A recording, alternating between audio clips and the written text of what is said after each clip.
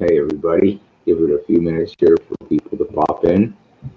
Zeus wants to say hi. Yeah, he's a good boy. Yeah, yeah. Zeus thought he might join the chat. Yeah, so this is a Saturday morning chat. We can talk about whatever we want. Well, almost whatever we want. Um, yeah. So yeah. Zeus wants to talk. Hey, how's it going out there?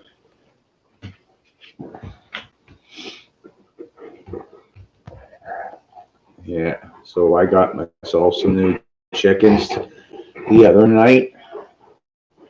Um, I think I got 4 or 5 of them the other night, and they're doing okay. Um, and so now I got like 5 or 6 of them, which is pretty good. Hey, Cajun, how's it going, buddy? It's going good here.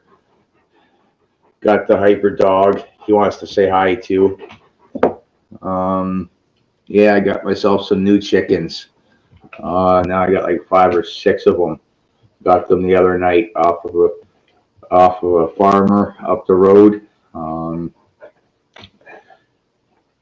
they don't. They think they may or may not produce any eggs, but that's okay. So I got a high protein. I think it's 17% protein um, feed for them, and it puts weight on them. So get some weight on them. And find out if they're going to produce eggs. And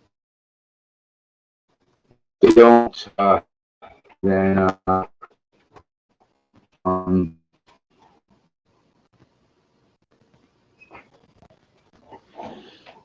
sorry to hear that. Yeah, so yeah, sorry to hear about the toe. That's got to suck big time. I remember one time I was doing the lumberjack thing, and I had this grain trailer without the grain bucket, and I was moving a really heavy log, and I was leveraging it onto the trailer, and I dropped it on my big toe. It was black and blue, and for like a week. And before I decided to cut it open and let all the blood come out, yeah, it was a pain in the butt. Yeah, so yeah, I got the front doorway done on my house here, the inside there. Now I'm tearing apart some skids that a buddy of mine gave to me, and I'm gonna be doing in the bathroom there. Um, I gotta sand them down still and cut them down, and then bring them into the house, and then in the bathroom I got a countertop and a sink. Yeah, it did hurt. It did. But after getting all most of the blood out, it felt better. Just had to bandage it up after. Um, yeah, because sometimes when you get like underneath my fingernails, if I get like a bruise underneath them, I'll get someone that can actually do it. But I'll get a drill and a drill bit and drill through the nail until the blood starts spurting out, and it relieves that pressure in there, and it feels better. It might hurt for a second or two, but it does feel better after. Um, I don't know if you ever watched the movies rocky. Sometimes he get a swollen eye, and they just cut underneath his eye to let the pressure out, all the blood, so it can open up a little bit. But yeah, it just is not. It's sometimes it's a matter of not looking or not thinking about it. So, but yeah. So I'm gonna be changing out the cabinet in my bathroom. Gonna make it look rustic with some skids.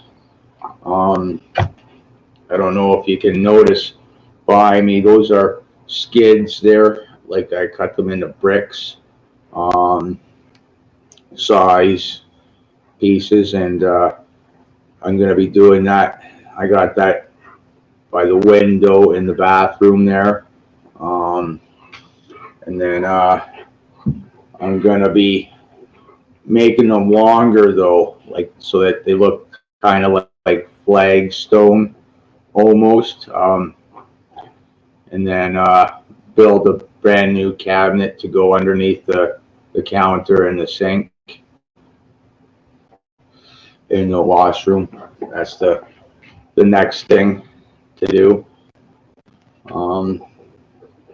Thanks, man. Yeah,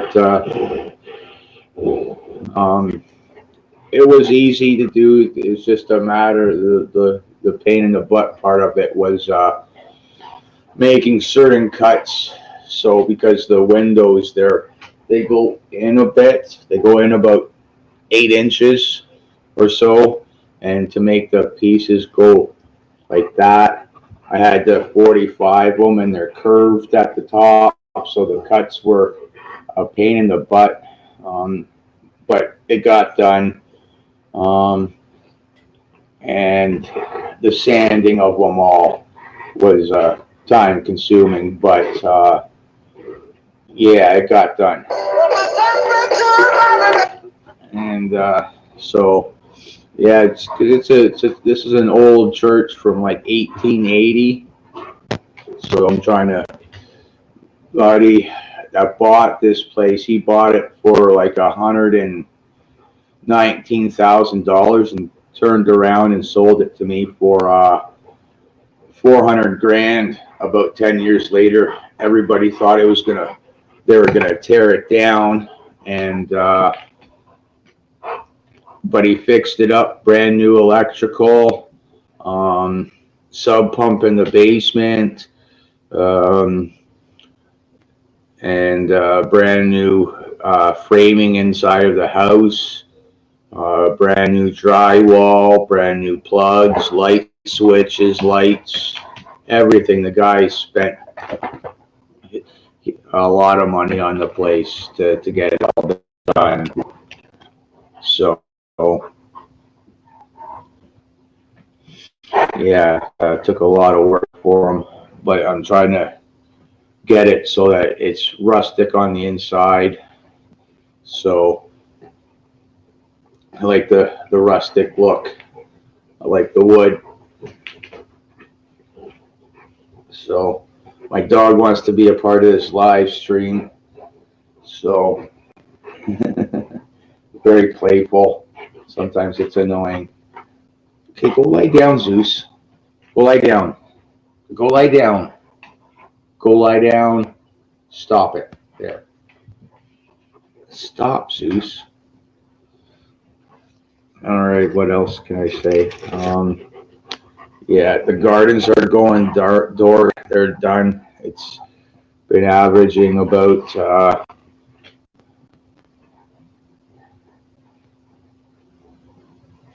yeah, it is. The rustic look. Yeah. I've always liked the rustic stuff. I worked for a guy who made coffee tables and kitchen tables out of torn down barns and stuff like that. And ever since then, I was really into the rustic woodworking, because it doesn't have to be 100% perfect. So, um, plus when it's an older building, um, the building's never perfect. It's always out of shape from settling, and that was the biggest problem he said he had with the place was you go to put up a piece of drywall, an 8x4 piece of drywall, you might need like 7.5 feet on one side and 8 feet on the other side, and then 4 feet and 3 feet. That's just throwing out those numbers for a piece of drywall, because it's just it's settled, right? When he went to go and redo the roof, he had to have it shimmed out, because I think it's a 50 by 80 foot house or church, and along the 80 foot, he said when he did the roof, it goes this way to where I'm sitting, and he said it curved about 3 or 4 bricks from the center. The both ends dropped about 3 or 4 bricks down, and bricks, they're about 4 inches, I think, 2 or 3, maybe 4 inches thick. And he said he had to have the whole roof shimmed out to make everything look like the same, and that's just the settling of it all. So that's what he was up against when he was doing it.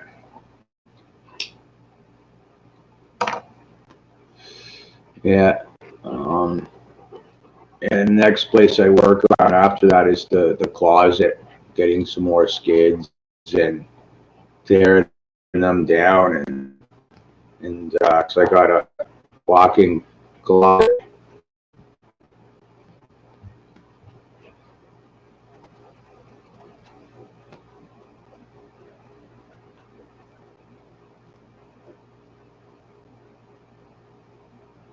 Yeah. That I spent some time in. I'm an odd jobs kind of guy, and one of the jobs that I was doing was for some time was work in the summers when the weather was permitted up here in Canada, because nobody likes working on houses in the middle of the winter, especially on the exterior of the houses, because everything gets like siding or shingles or metal. It gets so brittle, and so it with the cold and that, and the metal, it just freezes your hand, and cement doesn't dry when you do brickwork and stuff like that. So they try to do the inside of the house if they can. But I learned a lot doing that stuff, so I don't want to say I can do everything, but plumbing and electrical work are two things I won't do. I know how to do some rough end stuff, but making the connections to like plugs or soldering joints for the metal stuff, that stuff I won't do. Don't need the house to burn down or have a leak in and stuff like that. Because I believe that insurance companies don't pay for stupidity. And if I do something and it was a stupid move on my part, the insurance company shouldn't have to pay for it. So, yeah, I got, like for instance, I got some trees that, one tree that's dying off, and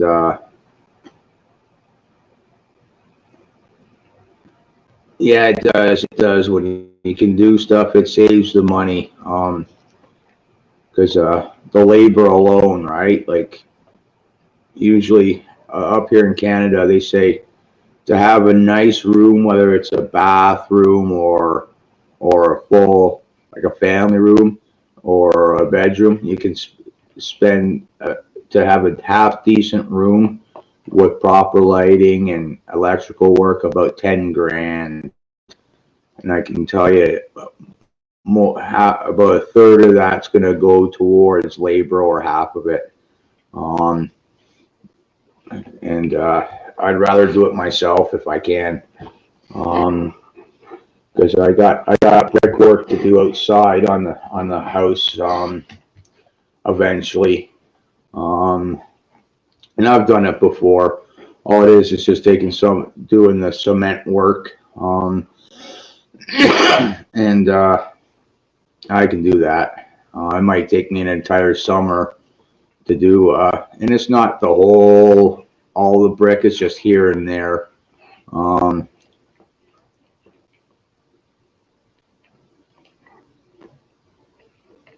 Yeah.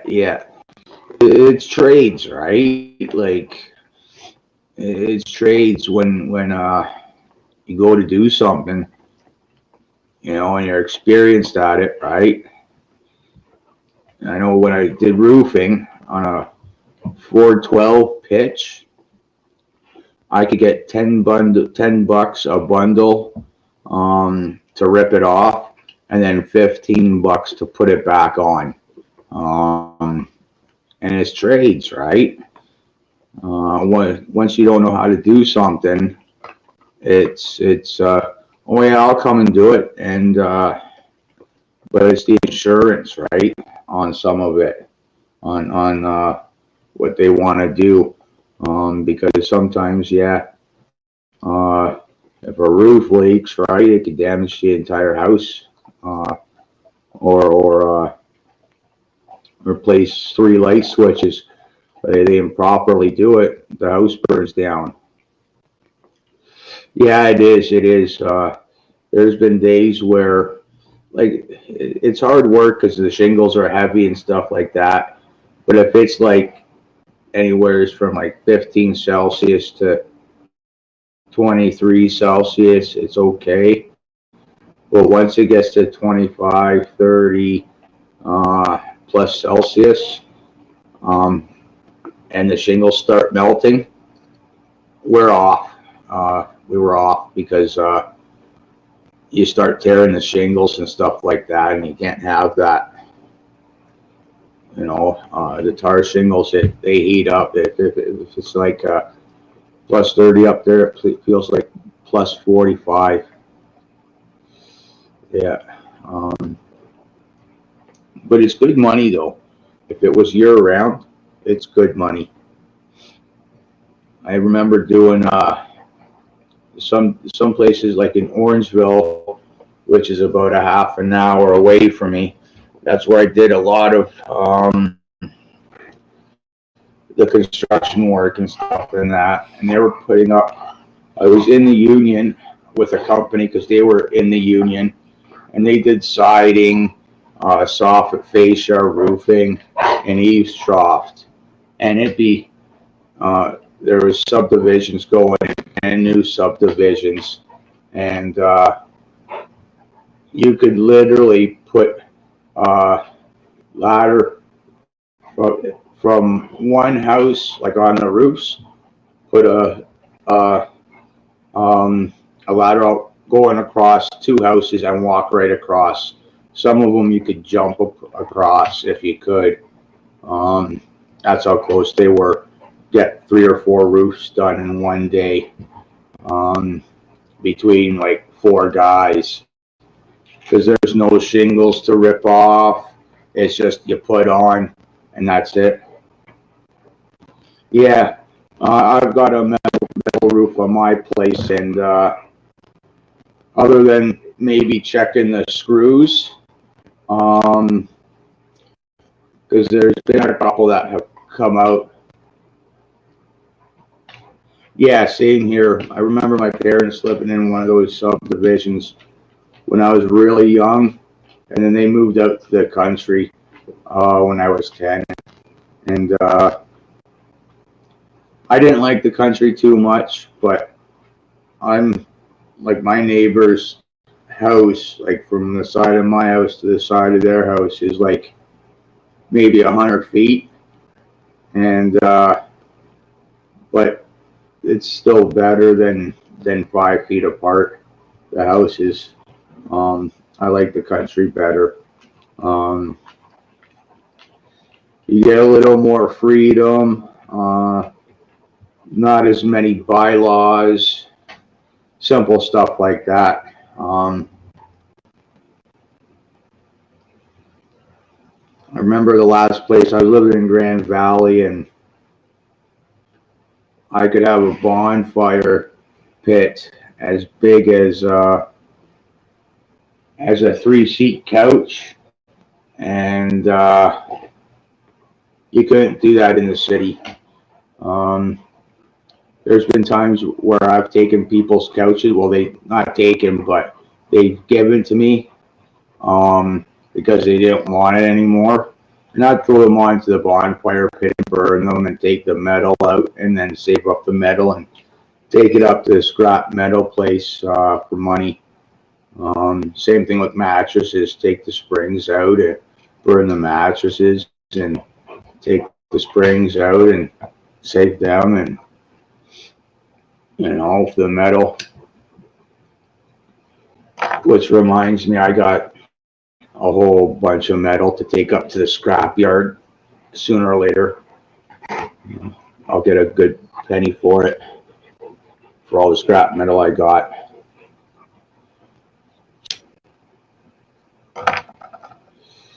Yeah, just because I save up on whatever beer cans, food cans, when I do some metal work, because I got a wood stove that I turned into a smoker, and then I always get burn barrels for burning wood or stuff like that, or cardboard or paper, and then I got about 3 of them. I like making wood barbecues. I got 2 big 500-liter oil tanks.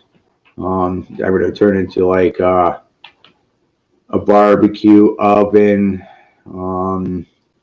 stuff like that, like all in one thing. And I'm gonna have some scrap metal from that, and it'll go to the scrap yard. So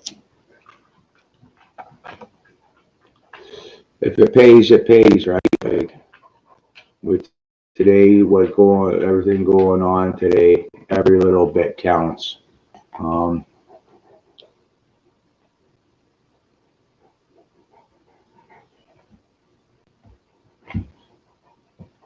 Yeah, yeah. Yeah, like I save it when it gets too much for me, and I take some up for the money. Yeah, because it's even your simple food cans, your tin cans that you have, they can make a patch, right? But still, it makes all the difference, right? Every couple of years, I gotta go and take some of that stuff up. Usually when I get something big enough, like a snow thrower or a lawnmower or a couple of burn barrels or something heavy enough, is usually when I go. I got a barbecue a wood barbecue and a burn barrel that aren't good anymore. But I haven't found a use to use them anymore, because out here in the country, right, people are usually giving away metal or taking it up to the metal place, and I usually take it if I can. That's how I got the 2 oil tanks. One of my neighbors, they were moving out and they were going to use it as a burn barrel, and didn't do anything to it yet. And I said, I'll take that if you're moving, right? And he said, okay, go right ahead. I got a lot of stuff off of him, because he went into a retirement home. So, and then a buddy that I worked for on a horse farm, he had two furnace tanks. One was fiberglass, and the other one was a metal one. And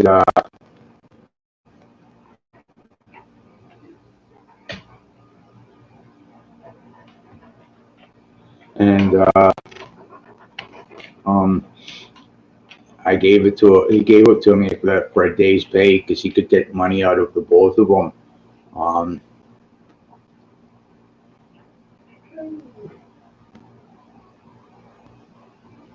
Yeah. So now I got two of those oil tanks and gonna make a barbecue out of them, slash smoker, slash oven, one of those outdoor things to cook with. So it's a good thing. I like cooking with wood. Yeah. So other than your toe there, Cajun, how's life been treating you?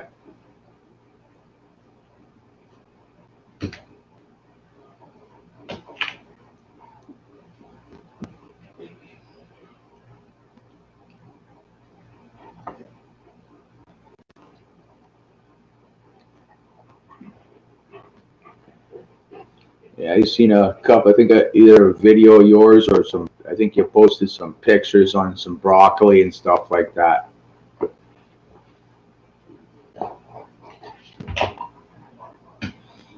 Which was pretty nice to see. The only thing I got going in the gardens right now is my garlic.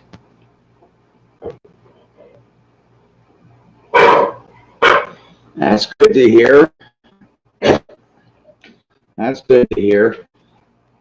Make sure that when you get the grandkid, and that you feed it lots of sugar for when you send it back to your kid there, nice and hyper. Spoil your grandkid.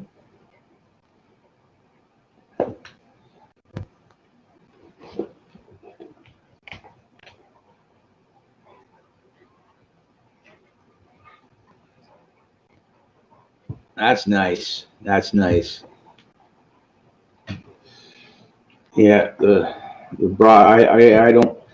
I've grown broccoli, but they get like waist height, and I think I'm either planting it, but at the wrong time. I think I gotta plant them in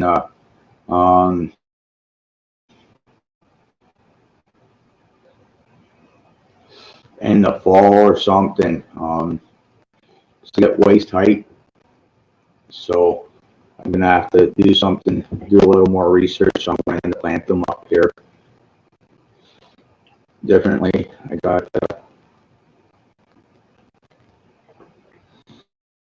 that's and I like my broccoli. It's one of those. It's got something in it. It's like a superfood almost. There's something in it that's really good for you. So I like my broccoli, especially with cheese.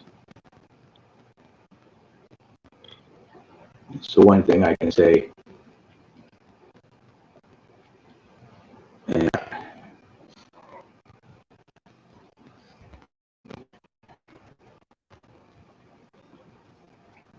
Yeah, yeah. I still got a lot to learn about the gardens.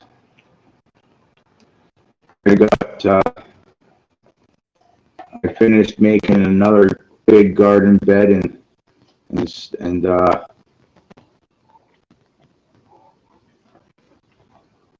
yeah, I never had the soup before, but you gotta give that a try one time, making cheese and broccoli soup. and then yeah, and then um, that's a buddy of mine, same buddy that gave me the oil tank. He's got a big tractor for his place, and 3 of his tires went on them, and I got them too for planting potatoes in. So more uh, potatoes, more potato plants next year for next year for that. And I got another garden, but it's just waiting for next. So there's getting a whole bunch of seeds. I spent about 100 and some bucks on seeds for next year. I still got to get a few more. Get broccoli and onions. So that's got to happen sooner or later.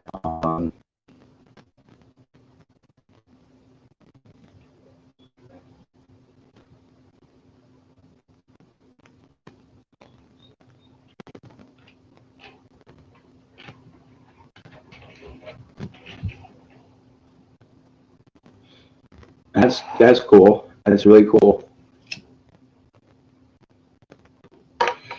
Yeah, I gotta open some manure. I think I got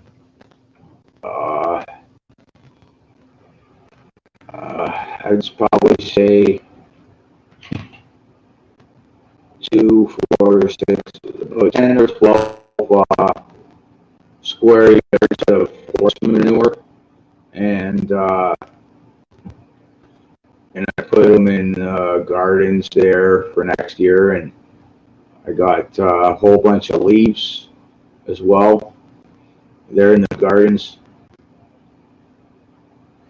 Everything's got to get rototillered in the spring. The ground's not frozen yet, so I could probably rototiller it this weekend or in the next couple of days, but I'll leave it sit for a while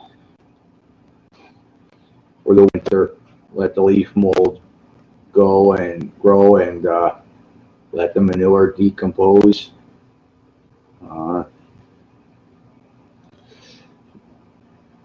So got to get the chicken coop cleaned out. So yeah, always busy, always off doing something or another. Cauliflower, yeah.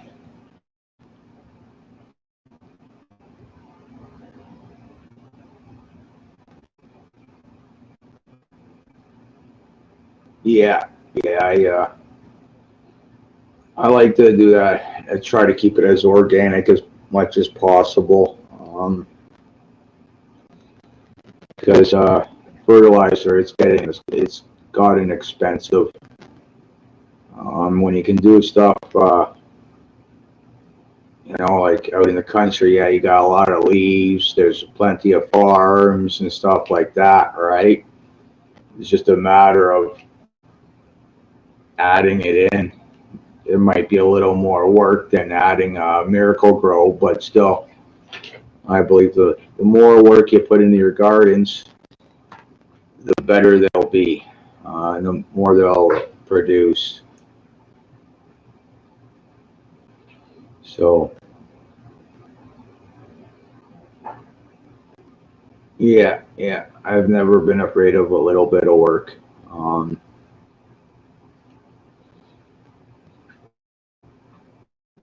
so, yeah,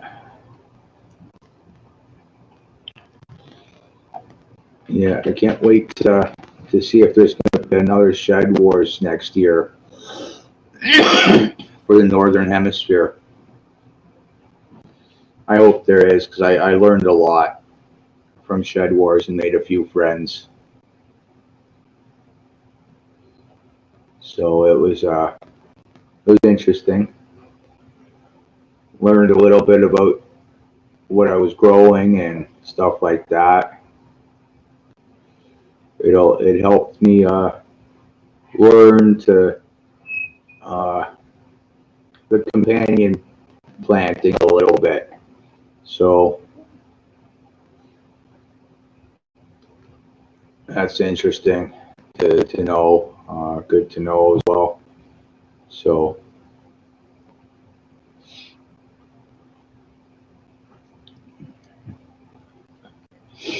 yeah. What else can I say? All right. Take care, Take care there, Cajun.